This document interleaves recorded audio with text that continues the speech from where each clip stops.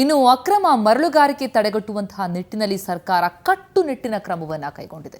ಆದರೂ ಅಕ್ರಮ ಮರಳುಗಾರಿಕೆಗೆ ಬ್ರೇಕ್ ಮಾತ್ರ ಬೀಳ್ತಾ ಇಲ್ಲ. ಇದಕ್ಕೆ ಕಾರಣ ಯಾರು ಗೊತ್ತಾ? ಅಧಿಕಾರಿಗಳ ಕುಮ್ಮಕ್ಕಿನಿಂದ ನದಿ ತೀರದಿಂದ ಕಾಳಸಂತೆಕೋರರ ಪಾಲಾಗ್ತಿದ್ದಂತಹ ನದಿ ಮರಳನ್ನ ಖುದ್ದು ರೈತರೇ ಈ ದಂಧೆಯನ್ನ ಬಯಲು ಮಾಡಿದ್ದಾರೆ. ಬನ್ನಿ ಅದರ ಡೀಟೇಲ್ಸ್ ನೋಡೋಣ.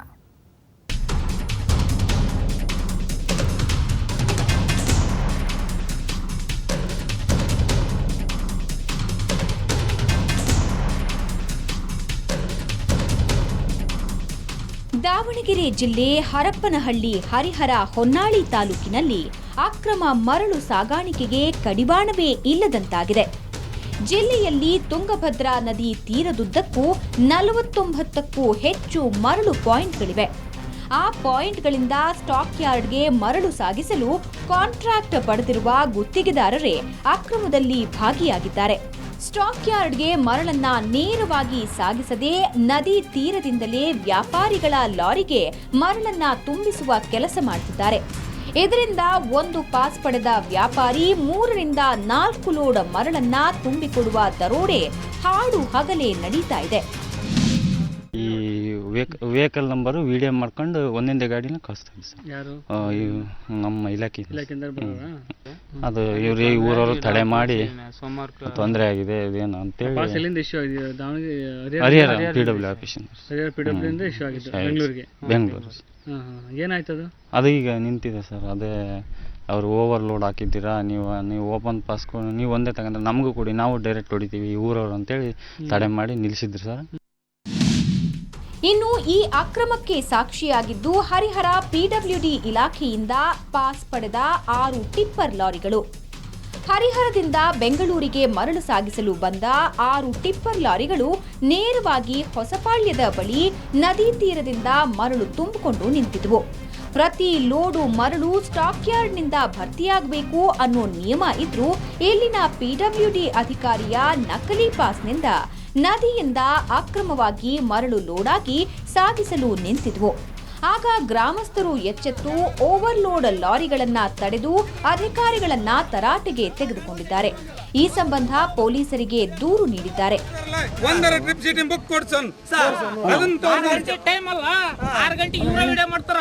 ವಿಡಿಯೋ ಮಾಡಿ 6 ಗಂಟೆಗೆ JCP ಬರೋದು ಹೊರಗೆ ಬರೋದು ವಿಡಿಯೋ ಮಾಡ್ತಾರ. 6 ಗಂಟೆ ಮೇಲೆ JCP ಹೊರಗೆ ಬಂದ್ಮೇಲೆ ವಿಡಿಯೋ ಮಾಡಲ್ಲ ಸರ್. ಅವಾಗ ಹಂಗ 7 ಗಂಟೆಗೆ ಬಂದು ತುಂಬ್ತಾರ ಸರ್. ಇವ್ರು DC ಅಂತ ಹೇಳ್ತಾರೆ, ತೆಗಿಯಾರ ನಮಗೆ ಪರ್ಮಿಷನ್ ನಮಗೆ ಅವರೇ ಕೊಟ್ಟಿದ್ದಾರೆ, ನೀವು ಯಾಕೆ ತರ್ತೀರಿ ಅಂತಂದು ಇವ್ರು ಮಾತಾಡಿದ್ರು. ನಾವು DC ಸಾಹೇಬ್ರ ಹತ್ರನೂ ಹೋದ್ವಿ, ನಾವು ಪರ್ಮಿಷನ್ ಕೊಟ್ಟಲ್ಲ ಅಂತ ಹೇಳಿದ್ರು ಅವರು. DC ಸಾಹೇಬ್ರು ನಾವು ಪರ್ಮಿಷನ್ ಕೊಟ್ಟಲ್ಲ ಅಂದೊಟ್ಟಿಗೆ ಮತ್ತೆ ನಾವು ಬಂದು ತರಿಬಿದ್ವಿ. AC ಸಾಹೇಬ್ರು ಹೇಳಿದ್ರು ನಾವು ಪರ್ಮಿಷನ್ ಕೊಡಲ್ಲಪ್ಪ ಅಂತಂದು. ಮತ್ತು ಬಂದು ತರಿಬಿ ಮೇಲೆ ಇವನ್ನೆಲ್ಲ ತರಿಬಿ ಕೇಸ್ ನೀರಿಗಿರಪ್ಪ ಕೊಟ್ಟಿದ್ವಿ. ನೀರಿಗಿರಪ್ಪ ನನಗೇನು ಗೊತ್ತಿಲ್ಲ ಅಂತ, ಅವ್ನಿಗೆಲ್ಲ ಗೊತ್ತೈತಿ, ನನಗೇನು ಗೊತ್ತಿಲ್ಲರಿ ಅಂತ. ಅಕ್ರಮ ಮರಳು ಸಾಗಾಣಿಕೆ ಬಗ್ಗೆ ಪೊಲೀಸರಿಗೆ ದೂರು ನೀಡಿದ್ರೂ ಪ್ರಯೋಜನವಾಗಿಲ್ಲ. ಯಾಕಂದ್ರೆ ಗುತ್ತಿಗೆದಾರರೆಲ್ಲ ಶಾಸಕರ ಬೆಂಬಲಿಗರಾಗಿದ್ದಾರೆ. ಹೀಗಾಗಿ ಒಂದು ಪಾಸ್ಗೆ 3-4 ಲೋಡ್ ಮರಳು ತುಂಬಿದ್ರೂ PWD ಲೆಕ್ಕದ ಪುಸ್ತಕದಲ್ಲಿ ನಮೂದಾಗೋದೇ ಇಲ್ವಂತೆ. ಇನ್ನಾದ್ರೂ ಹಿರಿಯ ಅಧಿಕಾರಿಗಳು ಇತ್ತ ಕಡೆ ಗಮನ ಹರಿಸಿ ತಪ್ಪಿತಸ್ಥ ಗುತ್ತಿಗೆದಾರರ ವಿರುದ್ಧ ಕ್ರಮ ಕೈಗೊಳ್ಳಬೇಕಾಗಿದೆ. ಈ ಮೂಲಕ ಅಕ್ರಮ ಮರಳು ಸಾಗಾಣಿಕೆಗೆ ಕಡಿವಾಣ ಹಾಕಬೇಕಾಗಿದೆ. ದಾವಣಗೆರೆಯಿಂದ ಕ್ಯಾಮ್ರಾಮನ್ ಕಿರಣ್ ಜೊತೆ ವರದರಾಜ್, ಸುವರ್ಣ ನ್ಯೂಸ್. ಇವಷ್ಟೇ ಅಲ್ಲ, ಬೆಂಗಳೂರಿನ ಶಿವಾಜಿನಗರದಲ್ಲಿ ರೌಡಿಗಳ ಹೆಣ ಬಿದ್ದಿದೆ. ಜೊತೆಗೆ ಮೈಸೂರಿನಲ್ಲಿ ಒಂದು ಕೃತಕ ಕಾಲನ್ನು ಜೋಡಿಸಲಾಗಿದೆ ನಾಯಿಗೆ. ಯಾರು ಆ ಕೃತ್ಯವನ್ನು ಮಾಡಿರುವಂಥದ್ದು ನೋಡೋಣ ಆಫ್ಟರ್ ದಿಸ್ ಬ್ರೇಕ್.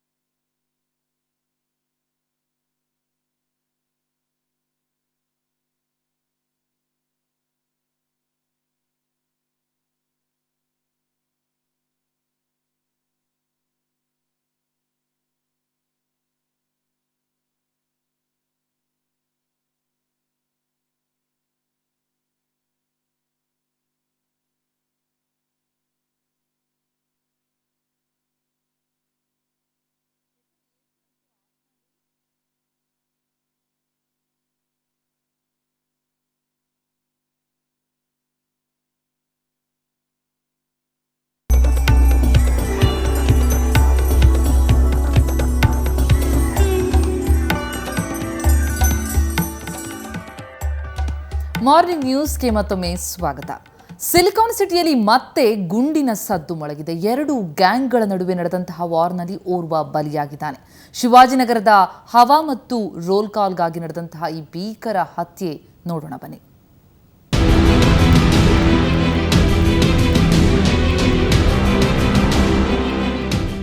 ಶಿವಾಜಿನಗರದಲ್ಲಿನ ಗುಂಡಿನ ಮೊರತಕ್ಕೆ ಜನ ಬೆಚ್ಚಿ ಬಿದ್ದಿದ್ದಾರೆ. ಶಿವಾಜಿನಗರ ದರ್ಗಾದ ಕೂಗಳತೆ ದೂರದಲ್ಲಿ 2 ಗ್ಯಾಂಗ್ಗಳ ನಡುವೆ ಮಾರಾಮಾರಿ ನಡೆದಿದೆ. ಶಬ್ಬೀರ್ ಅಂಡ್ ಟೀಮ್ ಮತ್ತು ಇಮ್ಯಾನ್ಯುಯಲ್ ಅಲಿಯಾಸ್ ಪಪ್ಪು ಗ್ಯಾಂಗ್ ನಡುವೆ ನಡೆದ ಜಗಳದಲ್ಲಿ ಪಪ್ಪು ತಮ್ಮ ಪರ್ವೇಜ್ ಮೇಲೆ ಗುಂಡಿನ ದಾಳಿ ನಡೆದಿದೆ. ಗಂಭೀರವಾಗಿ ಗಾಯಗೊಂಡಿದ್ದ ಪರ್ವೇಜ್ನನ್ನ ಆಸ್ಪತ್ರೆಗೆ ಸೇರಿಸುವ ಮಾರ್ಗ ಮಧ್ಯೆಯೇ ಅಸುನೀಗಿದ್ದಾನೆ.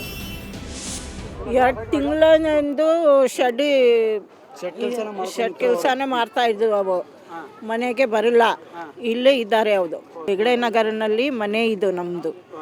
ಅವು ಇಲ್ಲಿ ಶೆಡ್ ಶಿವಾಜಿನಗರ ದರ್ಗಾ ಐತ್ರಿ. ನನಗೆ ಗೊತ್ತಿಲ್ಲ ಯಾವ ಇದು ಅಂತೆ, ನನಗೆ ಗೊತ್ತಿಲ್ಲ ಅದು. ಇವಾಗ ನನ್ನ ಹುಡುಗ ಬಾಮ ಬೋರಿಂಗ್ ಆಸ್ಪತ್ರೆಗೆ ಅಂತ ಹೇಳಿದ್ದು, ನಾ ಬಂದೆ ಇವಾಗ. ಶಿವಾಜಿನಗರ ದುನಿಯಾದಲ್ಲಿ ಪರ್ವೇಜ್ ಅಂಡ್ ಶಬ್ಬೀರ್ ಟೀಮ್ ಮೇಲಾಟಕ್ಕೆ ಯತ್ನಿಸ್ತಾನೇ ಇತ್ತು. ಪರ್ವೇಜ್ನ ತಂದೆ ಸಹ ಶಬ್ಬೀರ್ ಅಂಡ್ ಟೀಮ್ನಿಂದಲೇ ಹತ್ಯೆಗೀಡಾಗಿದ್ದ. ಪರ್ವೇಜ್ ಶಬ್ಬೀರ್ ನಡುವೆ ಹಣಕಾಸಿನ ಕಲಹ ಮತ್ತು ರೋಲ್ ಕಾಲ್ ನೀಡುವಂತೆ ತಾಕೀತುಗಳು ನಡೀತಾನೇ ಇತ್ತು. ನಿನ್ನೆಯೂ ಸಹ ಜಗಳ ತಾರಕಕ್ಕೇರಿತ್ತು. ರೋಲ್ ಕಾಲ್ ಕೊಡದೇ ಇದ್ರೆ ನಿಮ್ಮ ವಂಶವನ್ನೇ ನಿರ್ವಂಶ ಮಾಡ್ತೀನಿ ಅಂತ ಶಬ್ಬೀರ್ ಬೆದರಿಕೆ ಹಾಕಿದ್ದ. ಆದರೆ ಇದ್ಯಾವುದಕ್ಕೂ ಪರ್ವೇಜ್ ಜಗ್ಗಿರಲಿಲ್ಲ. ಇದೇ ಕಾರಣಕ್ಕೆ ರಾತ್ರಿ ಏಕಾಏಕಿ ದಾಳಿ ನಡೆಸಿದ ಶಬ್ಬೀರ್ ಅಂಡ್ ಟೀಮ್ ಪರ್ವೇಜ್ನನ್ನ ಹತ್ಯೆ ಮಾಡಿ 3 ಮೇಲೆ ಮಾರಣಾಂತಿಕ ಹಲ್ಲೆ ನಡೆಸಿದೆ. ಶಬ್ಬೀರ್, ಸಮೀರು ಬಾಸ್ ಇವ್ರು 6 ಜನ ಬಂದು ನಮಗೆ ಟೋಪಿ ಹಿಂಗೆ ಹಾಕಿ, ನೀನು ಪಪ್ಪು ಎಲ್ಲಿ ಇದೆ ಅಂತ ನನ್ನ ಇದ್ರ ಮೇಲೆ ಹೊಡಿಯೋಕ್ಕೆ ಬಂದಿರೋದು. ನಾನು ಹಿಂಗೆ ಕೈ ಕೊಟ್ಬಿಟ್ಟೆ. ನಾನು ನೋಡಿಬಿಟ್ಟೆ ಎಲ್ಲಿ ಕಬೀರ್ ಹೋಟೆಲ್ ಹತ್ರ, ಕಬೀರ್ ಹೋಟೆಲ್ ಇದೆಲ್ಲ, ಅಲ್ಲಿ ಓಡ್ಬಿಟ್ಟೆ. ಅಲ್ಲಿ ಓಟ್ ಕೇಳಿದ್ರೆ ನನಗೆ ಸೌಂಡ್ ಬಂದೆ. ಏನು ಸೌಂಡು? ಪಟಾಕೆ ಸೌಂಡ್ ಬಂದೆ ಅಷ್ಟೇ. ಹಲ್ಲೆಯಿಂದ ಗಂಭೀರವಾಗಿ ಗಾಯಗೊಂಡ ಖಾಸಿಂ ವಜೀದ್ ಆಸೀಫ್ ಬೌರಿಂಗ್ ಆಸ್ಪತ್ರೆಯಲ್ಲಿ ಚಿಕಿತ್ಸೆ ಪಡೆದಿದ್ದಾರೆ. ಆರೋಪಿಗಳಾದ ಶಬೀರ್, ಜಮೀರ್, ಜಮ್ಶೀರ್ಗಾಗಿ ಪೊಲೀಸರು ಬಲೆ ಬೀಸಿದ್ದಾರೆ. ಅಕ್ಯೂಸ್ಡ್ ಯಾರ್ಯಾರ ಬಗ್ಗೆ ಆಲ್ರೆಡಿ ನಾನು ಮಾಹಿತಿಯನ್ನು ತೊಗೊಂಡಿದ್ದೇನೆ. ನಮಗೆ 4 ಜನ ಅಕ್ಯೂಸ್ಡ್ ಐಡೆಂಟಿಫೈ ಆಗಿದೆ. ಇನ್ನೂ 2 ಜನ ಸೆಕ್ಯೂರ್ ಮಾಡಬೇಕಾಗಿದೆ. ಈಗಾಗಲೇ ಟೀಮ್ ಫಾರ್ಮ್ ಮಾಡಿದ್ದೀನಿ. ಒಬ್ಬ ಯಶವಂತಪುರದಿಂದ ಬಂದಾನೆ, ಇನ್ನೊಬ್ಬ ಬನಶಂಕರಿ ಲಿಮಿಟ್ಲಿருந்து ಬಂದಾನೆ, ಇನ್ನೂ 2 ಜನ ಶಿವಾಜಿನಗರ ಮತ್ತು KGL DJLರಿಂದ ಬಂದಾರಿಗೆ. ಸದ್ಯ ಶಿವಾಜಿನಗರ ಪೊಲೀಸರು ಪ್ರಕರಣ ದಾಖಲಿಸಿಕೊಂಡು ತನಿಖೆ ನಡೆಸ್ತಾ ಇದ್ದಾರೆ. ಆದರೆ 2 ವರ್ಷದ ಬಳಿಕ ಬೆಂಗಳೂರಿನಲ್ಲಿ ಮತ್ತೆ ರೌಡಿಗಳು ಅಟ್ಟಹಾಸ ಮೆರೆದಿದ್ದಾರೆ. ರಂಜಾನ್ ಸಂದರ್ಭದಲ್ಲಿ ಇಂತಹ ಘಟನೆ ನಡೆದಿರುವುದು ಸಾರ್ವಜನಿಕರಲ್ಲಿ ಆತಂಕ ಸೃಷ್ಟಿಸಿದೆ. ಕ್ಯಾಮರಾಮನ್ ರವಿ ಜೊತೆ ಚೇತನ್ ಎಂ, ಕ್ರೈಮ್ ಬ್ಯೂರೋ, ಸುವರ್ಣ ನ್ಯೂಸ್. ಇನ್ನು ಈ ಗ್ಯಾಂಗ್ ವಾರ್ ಶೂಟೌಟ್ ಪ್ರಕರಣದ ಸಂಬಂಧ ಆರೋಪಿಗಳನ್ನು ಬಂಧಿಸಲು ಹೋದಾಗ ಆರೋಪಿಗಳು ಪೊಲೀಸರ ಮೇಲೆಯೇ ಗುಂಡಿನ ದಾಳಿ ನಡೆಸಿದ್ದಾರೆ. ಈ ವೇಳೆ ಆತ್ಮರಕ್ಷಣೆಗಾಗಿ ಪೊಲೀಸರು ಆರೋಪಿಗಳ ಮೇಲೆ ಗುಂಡಿನ ಪ್ರತಿದಾಳಿಯನ್ನು ನಡೆಸಿದ್ದು, ಪ್ರಕರಣದ ಸಂಬಂಧ ಆರೋಪಿಗಳನ್ನು ಬಂಧಿಸಲಿಕ್ಕೆ ನಾಕಾಬಂದಿ ಹಾಕಿಕೊಂಡು ಪರಿಶೀಲನೆ ನಡೆಸ್ತಾ ಇದ್ರು. HRBR ಲೇಔಟ್ನಲ್ಲಿ ಬೈಕ್ನಲ್ಲಿ ತೆರಳುತ್ತಾ ಇದ್ದಾಗ ಅವರನ್ನು ತಡೆ ಹಿಡಿದಿದ್ದಾರೆ. ಈ ವೇಳೆ ಶಬೀರ್ ಮತ್ತು ಬರ್ಕಾತ್ ಪೊಲೀಸರ ಮೇಲೆ ಗುಂಡಿನ ದಾಳಿ ನಡೆಸಿ ಪರಾರಿಯಾಗಲು ಯತ್ನಿಸಿದರು. ಆ ವೇಳೆ ಪೊಲೀಸರು ಆರೋಪಿಗಳ ಕಾಲಿಗೆ ಗುಂಡು ಹಾರಿಸಿ ಬಂಧಿಸಿದ್ದಾರೆ. ಈ ಘಟನೆಯಲ್ಲಿ ಪೇದೆಗೆ ಗಾಯವಾಗಿದೆ. ಆರೋಪಿಗಳನ್ನು ಆಸ್ಪತ್ರೆಗೆ ದಾಖಲಿಸಲಾಗಿದೆ.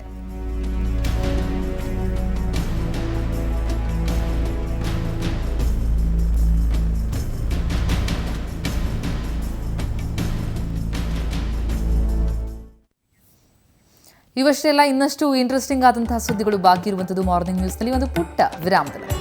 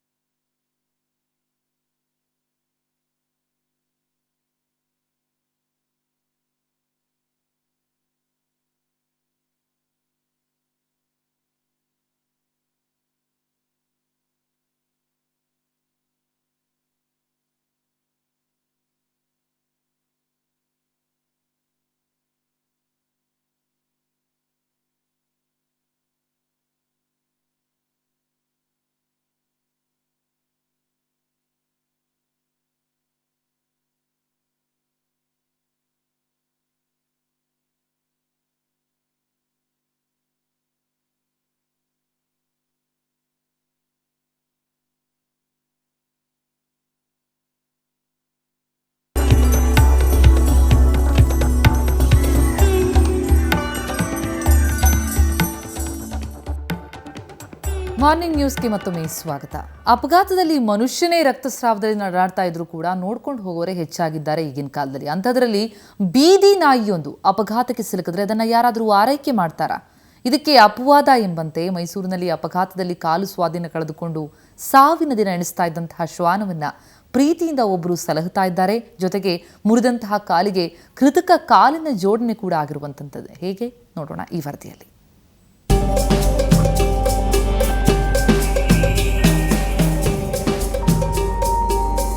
ಅರೆ, ಈ ಶ್ವಾನದ ಹಿಂಭಾಗದಲ್ಲಿ ವೀಲ್ ಚೇರ್ ಇರೋದನ್ನ ನೋಡಿ ಯಾರೋ ಬೇಕು ಅಂತಲೇ ಕಟ್ಟಿದ್ದಾರೆ ಅಂತ ಅಂದ್ಕೊಂಡ್ರೆ ನಿಮ್ಮ ಊಹೆ ತಪ್ಪು.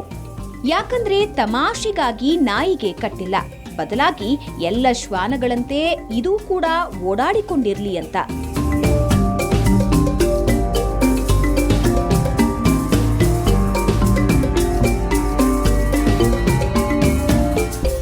ಅಷ್ಟಕ್ಕೂ ಇದಕ್ಕೆ ಏನಾಗಿದೆ ಅಂತಾನಾ? ಅಪಘಾತದಲ್ಲಿ 2 ಕಾಲುಗಳ ಸ್ವಾಧೀನ ಕಳೆದುಕೊಂಡ ಈ ಶ್ವಾನ ಇದೀಗ ವೀಲ್ ಚೇರ್ ಸಹಾಯದಿಂದಲೇ ತಿರುಗಾಡಬೇಕಿದೆ. ಅಷ್ಟಕ್ಕೂ ಇದಕ್ಕೆ ಇಷ್ಟೊಂದು ಆರೈಕೆ ಮಾಡಿರೋದನ್ನ ನೋಡಿ ಇದು ಸಾಕು ನಾಯಿ ಅಂತ ಅಂದ್ಕೊಂಡ್ರಾ? ಖಂಡಿತ ಇಲ್ಲ, ಇದು ಬೀದಿ ನಾಯಿ.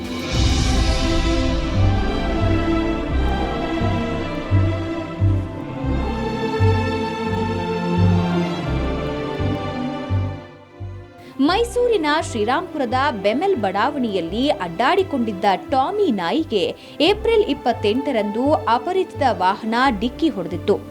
ಪರಿಣಾಮ ಟಾಮಿ ಶ್ವಾನದ ಹಿಂಭಾಗದ 2 ಕಾಲುಗಳ ಸ್ವಾಧೀನವೇ ಕಳೆದು ಹೋಗಿತ್ತು.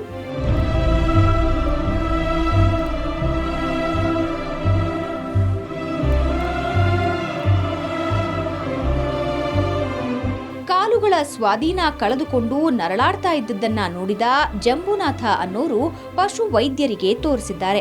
ಬಳಿಕ ಎಲ್ಲರಂತೆ ಇದು ಓಡಾಡಿಕೊಂಡಿರಲಿ ಅಂತ ತಾವೇ ವಾಕಿಂಗ್ ಸೈಕಲ್ ಅಳವಡಿಸಿದ್ದಾರೆ.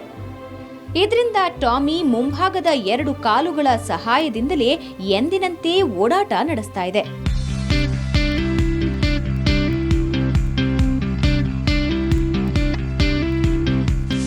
ಅವನಿಗೆ ಎಕ್ಸಾಮಿನ್ ಮಾಡಿದಾಗ, ಅವನ ಪರೀಕ್ಷೆ ಮಾಡಿದಾಗ ಅವನ ಮೈ ಮೇಲೆ ತುಂಬ ಗಾಯಗಳಿತ್ತು ಮತ್ತು ಅವನ ಹಿಂದೆ 2 ಕಾಲುಗಳಲ್ಲಿ ಸ್ವಾಧೀನ ಇರಲಿಲ್ಲ. ವೀಲ್ ಕಾರ್ಟ್ ಅಂತೇಳಿ ಒಂದು ಚಕ್ರನ ಇದು ಮಾಡಿ ಅವ್ನು ಫಿಟ್ ಮಾಡಿ ಅವ್ನಿಗೆ ಏನಾರು ಅವನೇ ನಡಿಲಿಕ್ಕೆ ಮಾಡೋಣ ಅಂಥೇಳಿ ನಾವೊಂದು ಡಾಗ್ ವೀಲ್ ಕಾರ್ಟ್ ಅಂತ ಅವ್ನು ಮಾಡಿದ್ವಿ. ಮೊದಲು 1 ದಿನ 2 ದಿನ ಅವನಿಗೆ ತುಂಬ ಕಷ್ಟ ಆಯಿತು, ಅದನ್ನು ಎಳಿಲಿಕ್ಕೆ ಹೆಂಗೆ ಯೂಸ್ ಮಾಡೋಕೆ ಅವ್ನಿಗೆ ಗೊತ್ತಿಲ್ಲ ಅವನಿಗೆ.